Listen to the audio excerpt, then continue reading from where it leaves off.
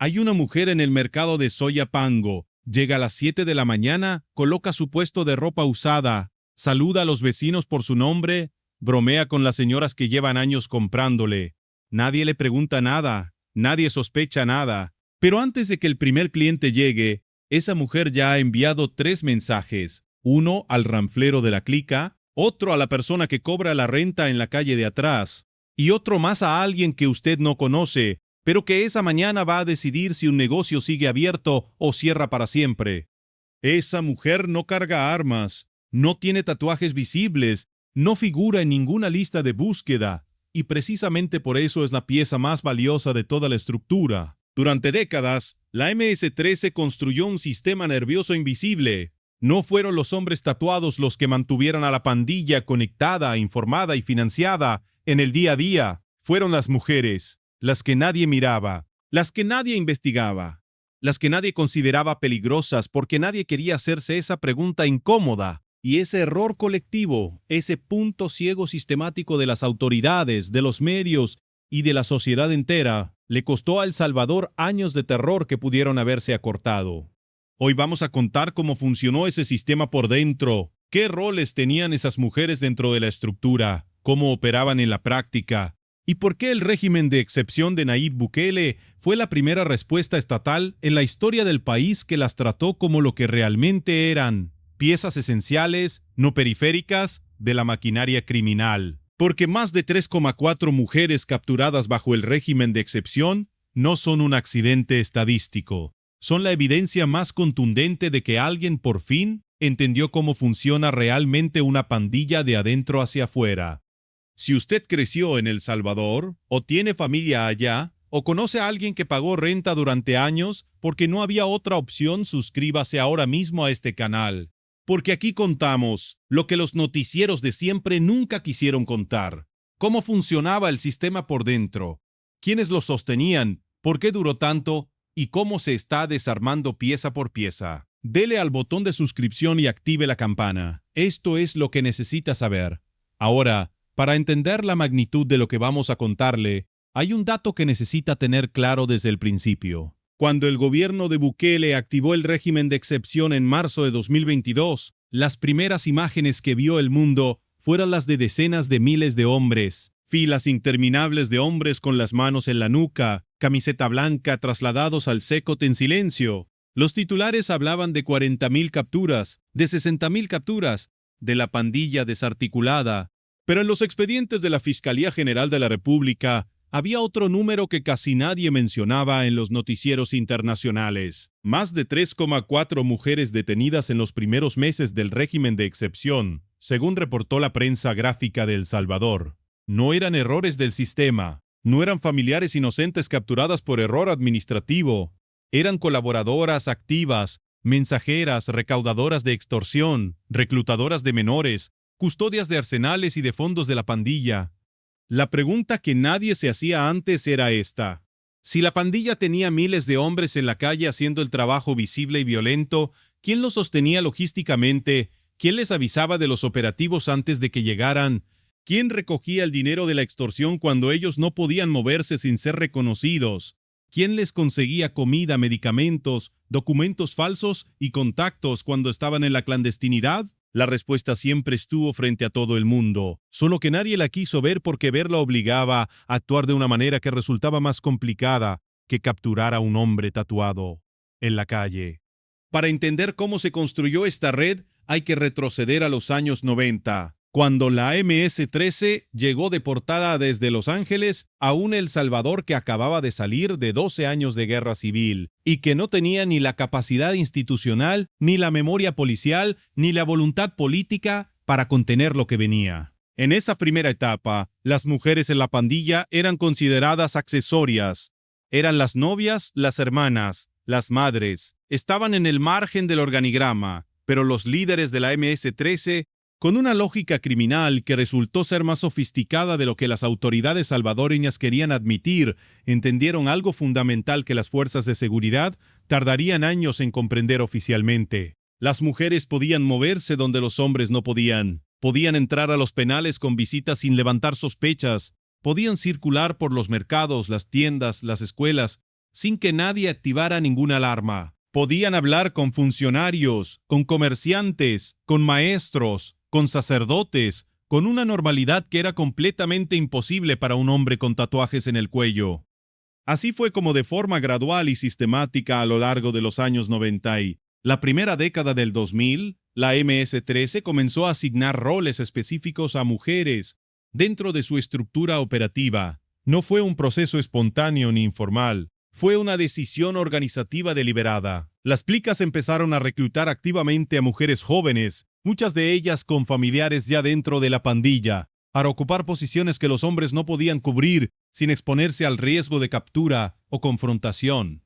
El primer rol que se consolidó y el más extendido en todos los territorios controlados por la MS-13 fue el de la vela. Las palabreras, como se les conoce en el argot pandillero salvadoreño, eran mujeres que vivían en puntos estratégicos de los territorios de la clica y cuya función era observar, registrar y reportar en tiempo real. ¿Quién entraba al barrio que no era conocido? ¿Qué vehículo sin placas locales daba vueltas por la misma manzana 2 veces? Si había movimiento inusual de agentes de la PNC o de la Fuerza Armada, si alguien preguntaba por tal o cual persona en la tienda de la esquina, un mensaje de texto, una llamada de 10 segundos, y el ranflero ya sabía exactamente lo que estaba pasando a 3 cuadras de donde él estaba sentado. Y si había que dispersarse, lo hacían antes de que la unidad policial doblara la esquina. Esa mujer que usted veía pasar la vida sentada en la puerta de su casa, con un niño en brazos y los ojos en la calle, no era una espectadora pasiva de su barrio. Era el primer eslabón del sistema de inteligencia táctica de la pandilla. Y lo hacía a plena luz del día, delante de todos, sin que nadie pudiera probar nada. Pero la vela era solo el nivel más visible. Por debajo y por encima había una arquitectura mucho más compleja. Y es aquí donde la historia se pone verdaderamente perturbadora. El segundo rol, y probablemente el más crítico para la supervivencia financiera de la pandilla en el largo plazo, era el de la cobradora. Cuando la MS-13 controlaba un territorio, la renta, es decir, la extorsión sistemática y permanente a comerciantes, dueños de pupuserías, transportistas, vendedores de mercado y hasta tenderos de barrio, no podía ser recogida siempre por hombres armados con cara conocida. Eso era visible, era arriesgado, generaba denuncias y creaba evidencia fotográfica que los fiscales podían usar. La solución que encontró la pandilla fue elegante en su brutalidad. Designar a una mujer, aparentemente una vecina o comerciante más del mercado, para que pasara casa por casa, puesto por puesto recogiendo el dinero en efectivo de forma discreta y rutinaria. Si alguien no pagaba, la cobradora no amenazaba directamente. Eso no era su función. Ella simplemente reportaba el incumplimiento y lo que venía después ya no tenía nada de femenino ni de discreto. Esa separación entre la cara amable del cobro y la violencia que seguía al impago era intencional. Hacía casi imposible que una víctima pudiera señalar una cadena directa de responsabilidad criminal ante un tribunal. Según expedientes judiciales de casos tramitados en El Salvador y según reportes del periódico digital El Faro, que ha investigado la estructura interna de la MS-13 durante más de 2 décadas, las cobradoras llegaron a manejar cantidades considerables de dinero en efectivo de forma semanal. Ese dinero luego era distribuido hacia arriba, en la jerarquía de la pandilla, para pagar abogados de pandilleros detenidos, para sobornar funcionarios del sistema penitenciario, para comprar armas, para sostener a los miembros en prisión y a sus familias en la calle.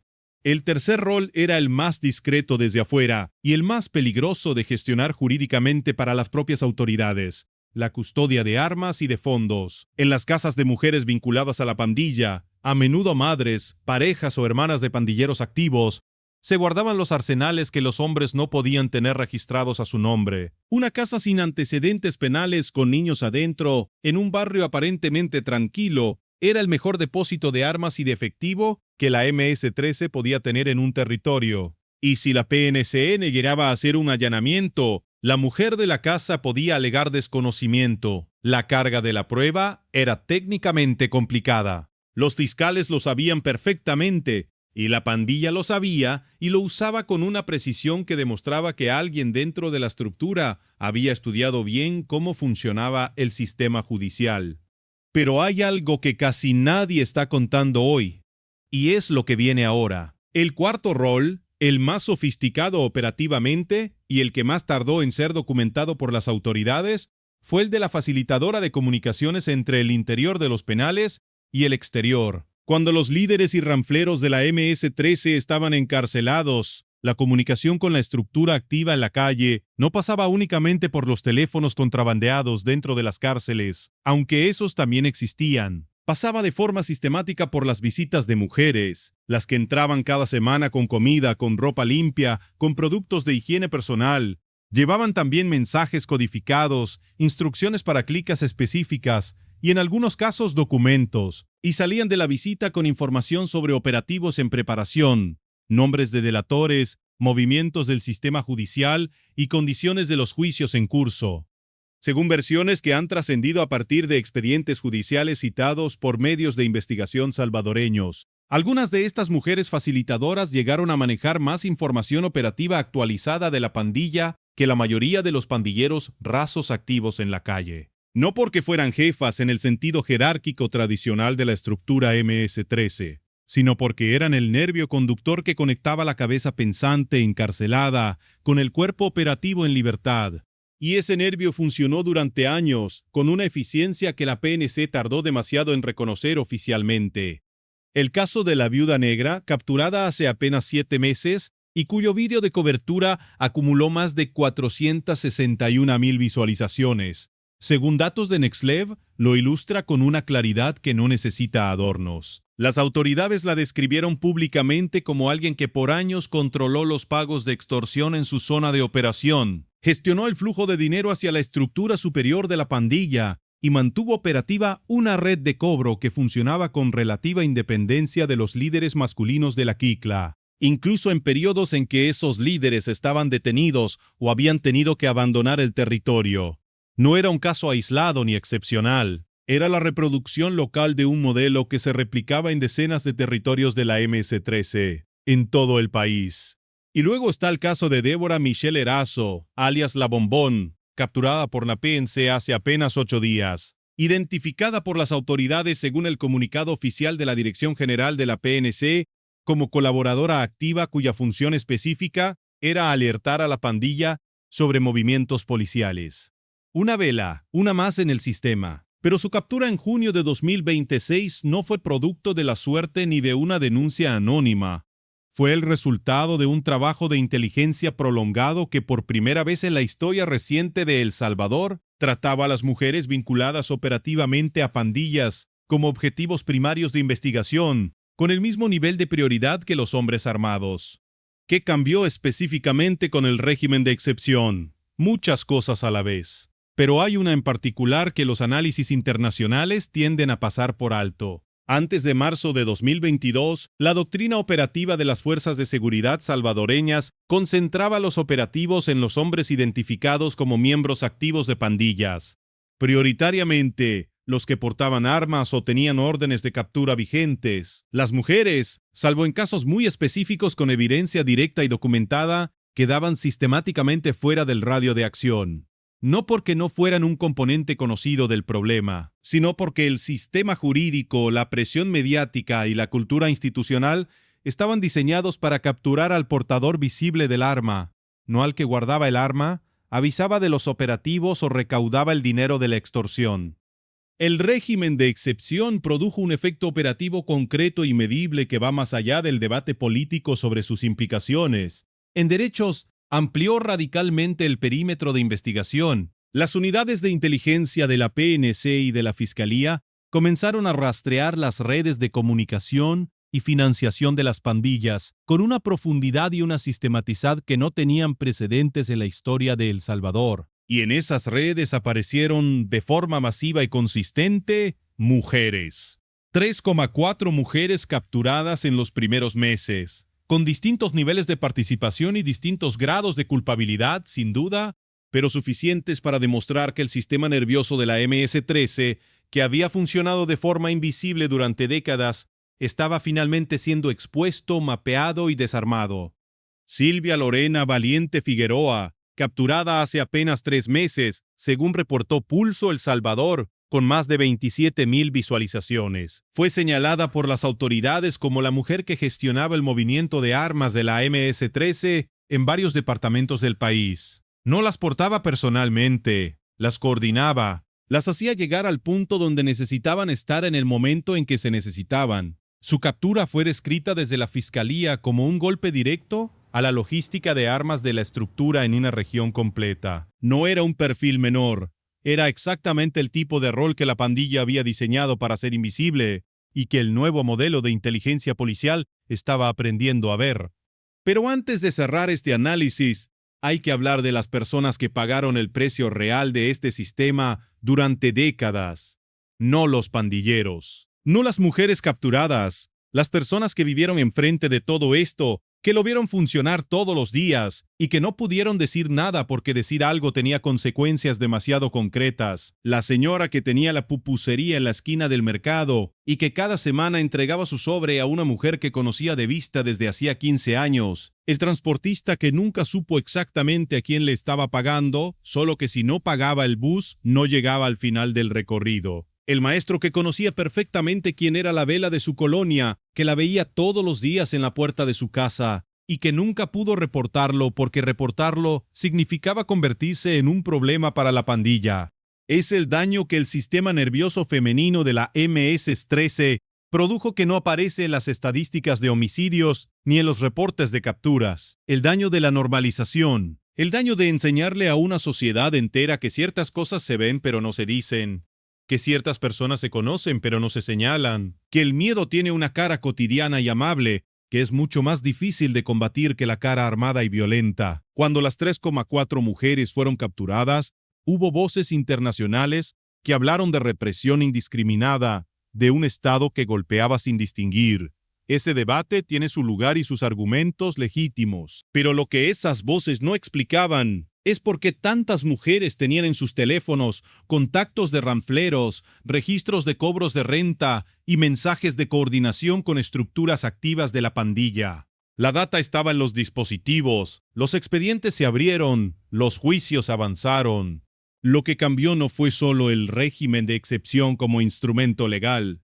Lo que cambió fue que alguien dentro del Estado salvadoreño tomó la decisión política y operativa de tratar el problema en su totalidad, y no solo en su dimensión más fotogénica. Y eso por primera vez en 30 años empezó a producir resultados que antes eran imposibles. Aunque este capítulo se está cerrando con las capturas más recientes, quedan preguntas sin responder que este canal va a seguir rastreando. ¿Cuántas de estas redes operan ya en ciudades de Estados Unidos donde la MS-13 mantiene estructuras activas, operadas desde adentro por mujeres que aquí nadie ve? ¿Cuántas velas siguen en sus puestos en zonas donde el régimen no llegó con la misma intensidad? Eso es lo que viene después. Esta historia importa más allá de las capturas individuales y de los nombres que aparecen en los comunicados de la PNC. Importa porque obliga a repensar todo lo que creíamos saber sobre cómo funciona el crimen organizado en Centroamérica y sobre qué significa realmente desmantelar una pandilla. Durante décadas, la narrativa dominante fue la de los hombres tatuados, los cabecillas con alias, los operativos con fotos de detenidos en fila.